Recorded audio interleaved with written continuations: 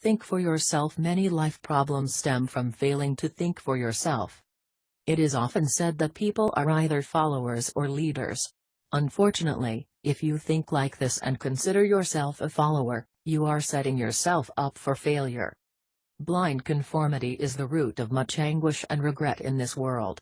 Many wars have been fought because citizens have placed their blind trust in national leaders.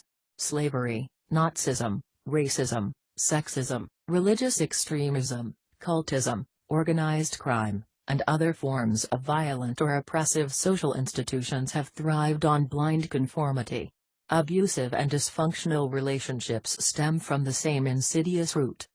Do you tell yourself that you have to be in a relationship to be worthy, that you would be nothing without your significant other, that you deserve being battered or called filthy names, that it must have been your fault anyway, that things will be different in the future, that you simply need to try harder? Such self-downing thoughts are part of an oppressive socialization that can keep you in a dysfunctional relationship.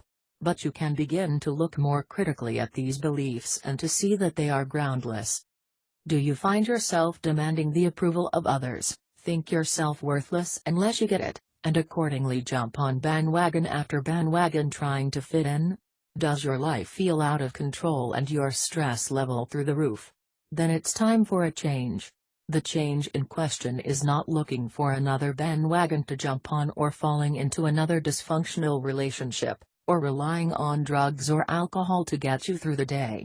Rather, it's time to do some critical thinking of your own. Socrates, the teacher of Plato, is well known for having said, "The unexamined life is not worth living." We might revise this a bit and say that the unexamined life is likely to come with a lot of regrets and a hell of a lot of stress. Examine your life. This blog is devoted to talking about how you can think critically about life issues. The first principle of critical thinking is to believe things only on evidence. In his classic essay, W.K. Clifford remarked, "It is wrong in all cases to believe on insufficient evidence, and where it is presumption to doubt and to investigate, there it is worse than presumption to believe." In other words, question, and question before believing. A successful life requires you to be a detective. People do not fall into tidy categories of leader or follower. Lead yourself. Ask questions. Get the facts before you decide to believe and act. Think for yourself. Stay tuned.